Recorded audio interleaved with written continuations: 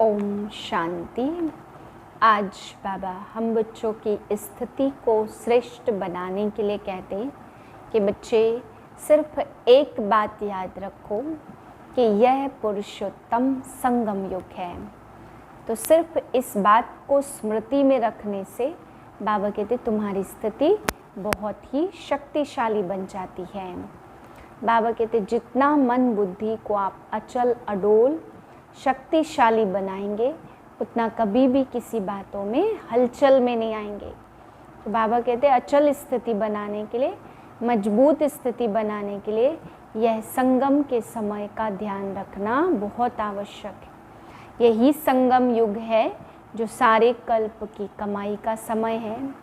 यही संगम युग हमें पुरुषों में उत्तम बनाने का युग है। बाबा कहते संगम के आगे ही पुरुषोत्तम शब्द लगा है, तो सबसे ऊंची और उत्तम स्थिति इसी संगम युग पर बनानी है। बाकी जन्म तो फिर नीचे जाएंगे स्थिति में। तो बाबा कहते बच्चे इस स्मृति में रहो कि पुरुषोत्तम बनने का ये समय है और सबको बाप का मैसेज देते रहो कि ये जो समय है बहुत ही अनमोल है, पुरुषोत्तम बनने का है, अब तुम बाप की मत पर चलो। तो बाबा कहते हैं ऐसे ऐसे मैसेज देने से तुम्हारी खुद की स्थिति भी मजबूत होगी और दूसरों की भी स्थिति मजबूत होगी। फिर बाबा कहते ज्ञान को समझ लिया है तो हाय हाय के सीन में भी वाह वाह करना है। वाह बाबा वाह, वाह ड्रामा वाह। बाबा कहते आप गलती से भी मुख से हाय हाय शब्द नहीं निकाल सकते, क्योंकि कुछ भी हो रहा है तो ज्ञान के हिसाब से तुम बच्चों का उसमें कल्याण समाया हुआ है। वाह वाह करेंगे तो बाबा कहते वाह ही हो जाएगा। अगर हाय हाय करते हैं तो उसका मतलब ज्ञान की अभी कमी है। फिर बाबा समझा रहे परिस्थितियाँ बहुत हलचल वाली आएंगी। तरह तरह की परिस्थितियों में भी तुम्हें ज्ञान योग से अपनी मन बुद्धि को बहुत शक्तिशाली बनाना है, जिससे बाबा कहते हैं मजबूती होने के कारण कभी भी हलचल में आ नहीं सकते। तुम्हारी लड़ाई बाबा कहते रावण के साथ है, तुम्हें रावण के पंजे से मैं आकर छुड़ाता हूँ। ओम शांति। मैं भाग्यवान आत्मा हूँ। मुझ आत्मा से दिव्य प्रकाश निकल कर फैल रहा है। मन को एकाग्र कर बिल्कुल शांत कर दें।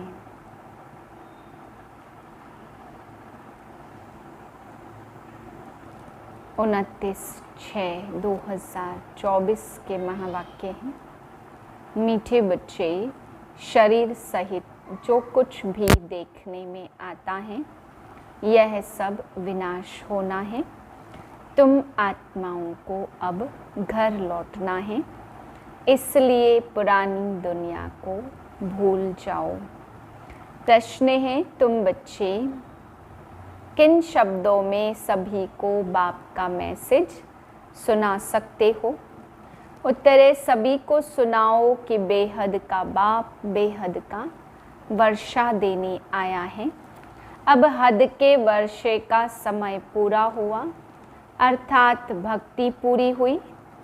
अब रावण राज्य समाप्त होता आया है।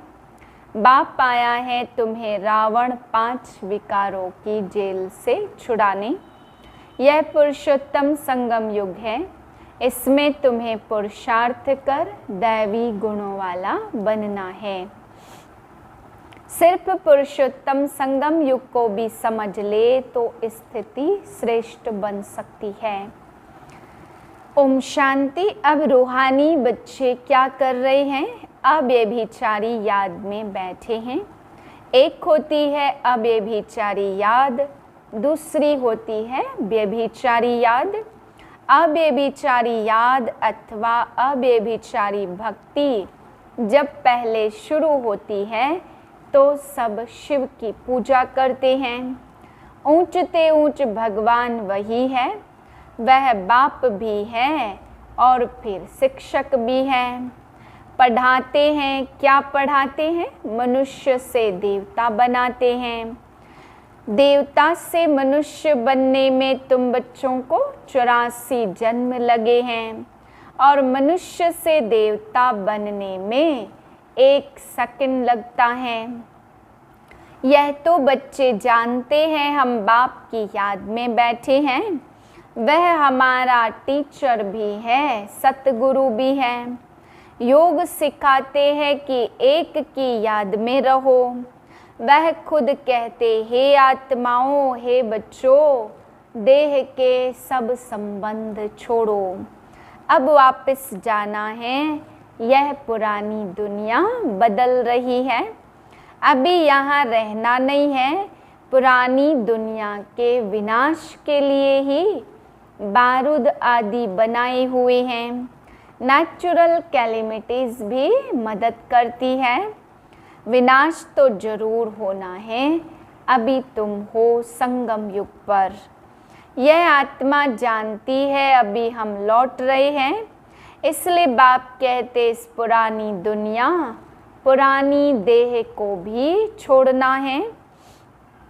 देह सहित जो भी इस दुनिया में देखने में आता है, यह सब विनाश हो जाना है। शरीर भी खत्म होना है। अब हम आत्माओं को घर लौटना है। लौटने बिगर नई दुनिया में आ नहीं सकेंगे। अब तुम पुरुषोत्तम बनने का पुरुषार्थ कर रहे हो। पुरुषोत्तम है यह देवताएं। सबसे ऊंचते ऊंच है निराकार बाप। फिर मनुष्य सृष्टि में आओ तो इसमें है ऊंच देवता। वह भी मनुष्य है परंतु दैवी गुणों वाले। वही फिर आसुरी गुणों वाले बनते। अब फिर आसुरी गुणों से दैवी गुणों में जाना पड़े। सतयुग में जाना पड़े। किसको? तुम बच्चों को। तुम बच्चे पढ़ रहे हो, औरों को भी पढ़ाते हो। सिर्फ बाप का ही मैसेज देना है तो बेहद का बाप बेहद का वर्षा देने आए हैं। अब हद का वर्षा पूरा होता तो बाप ने समझाया 5 विकारों रूपी रावण की जेल में सब मनुष्य हैं। सब दुख ही उठाते हैं। सूखी रोटी मिलती तो बाप आकर के सबको रावण की जेल से छुड़ाए सुखी बनाते। बाप के सिवाय मनुष्य को देवता कोई भी बना न सके। तुम यहाँ बैठे हो मनुष्य से देवता बनने के लिए। अभी है कलयुग, बहुत धर्म हो गए हैं। तुम बच्चों को रचता रचना का परिचय खुद बाप बैठ कर देते हैं। तुम सिर्फ ईश्वर परमात्मा कहते थे। तुम आत्मा और जीव कहा जाता। वह अकाल मूर्त शरीर रूपी तख्त पर बैठे हैं। वह जन्म नहीं लेते तो वह अकाल मूर्त बाप बच्चों को समझाते हैं। मेरा अपना रथ नहीं है, मैं तुम बच्चों को पावन कैसे बनाऊं? मुझे तो रथ चाहिए ना।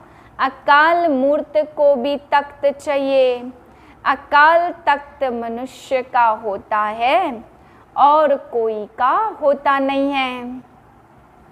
मैं आता ही हूँ कल्प के संगम युगे। भक्ति को रात और ज्ञान को दिन कहा जाता। यह पक्का याद करो, मुख्य तो है ही 2 बातें, अल्फ और बे, बाप और बादशाही। बाप आकर बादशाही देते, बादशाही के लिए पढ़ाते। भगवानोवाच, उनका भी पार्ट होना चाहिए। वह ऊंचते ऊंच भगवान हैं। दिल से ही सब पुकारते, हे भगवान, हे लिबरेटर, ओ गॉड फादर। हद का बाप हद का सुख देते, कोई को भी पता नहीं है। अब बाप आए कहते बच्चों और संग तोड़ मुझ एक बाप को याद करो। यह भी बाप ने बताया तुम देवी देवताएं नई दुनिया में रहते हो, वहाँ तो अपार सुख है, उन सुखों का अंत नहीं पाया जाता। नए मकान में सदैव सुख होता और पुराने मकान में दुख होता है। तब तो बाप बच्चों के लिए नया मकान बनवाते हैं। बच्चों का बुद्धि योग नए मकान में चला जाता।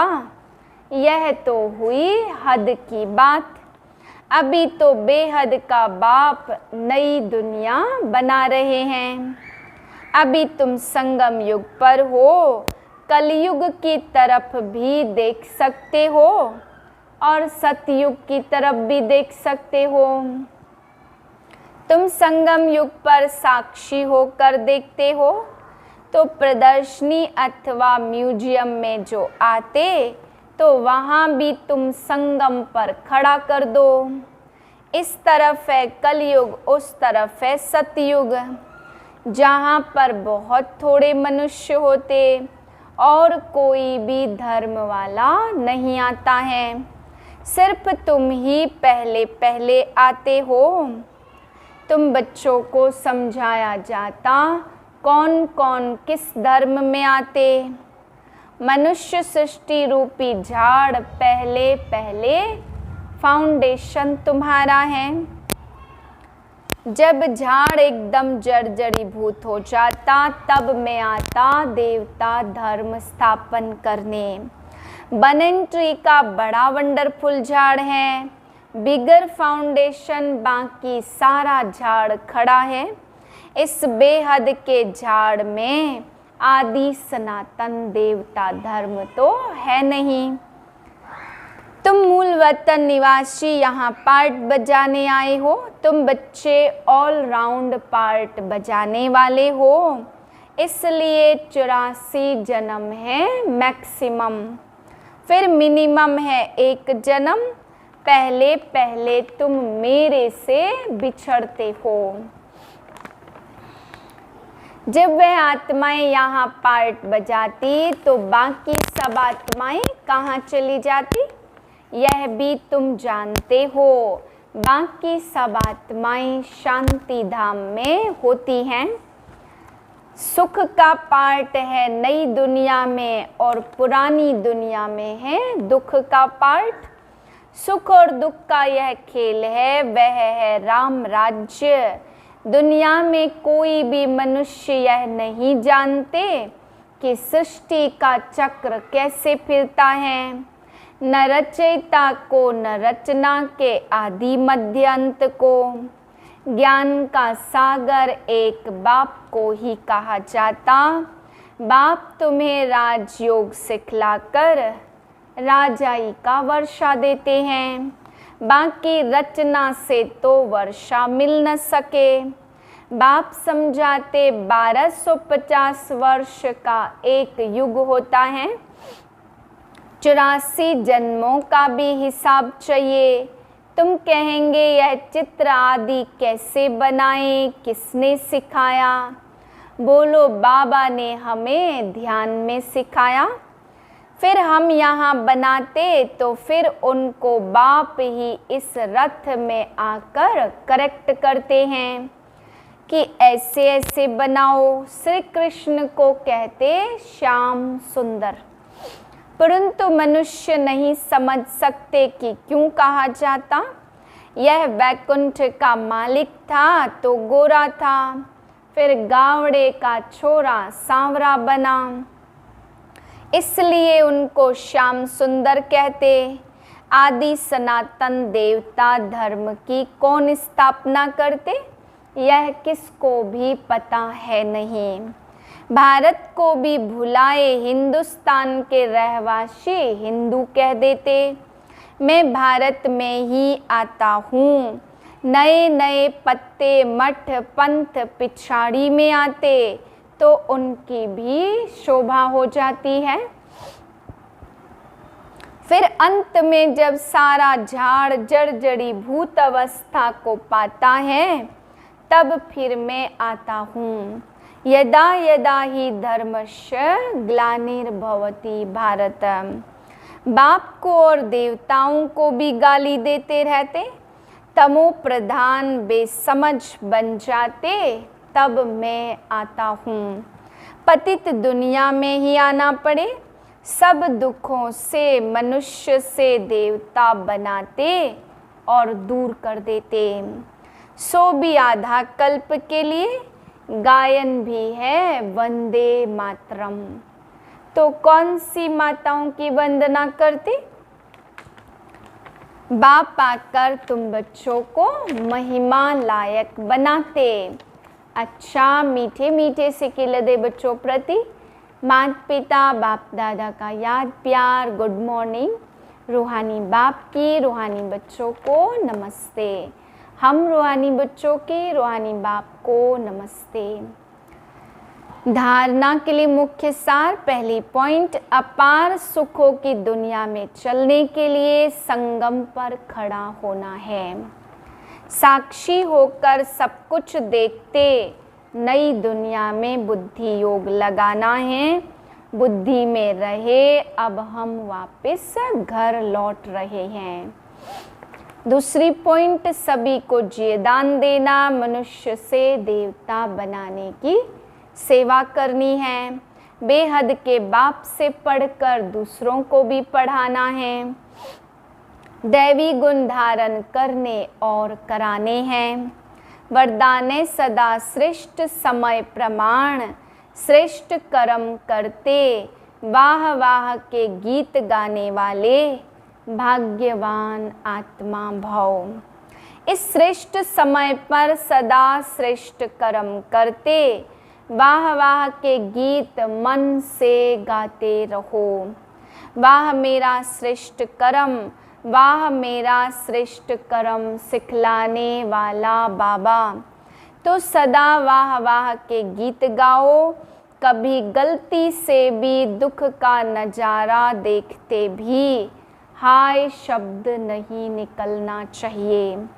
वाह ड्रामा वाह और वाह बाबा वाह, जो स्वप्न में भी नहीं था वह भाग्य घर बैठे मिल गया। इसी भाग्य के नशे में रहो। स्लोगन है, मन बुद्धि को शक्तिशाली बना दो तो कोई भी हलचल में अचल अडोल रहेंगे। ओम शांति।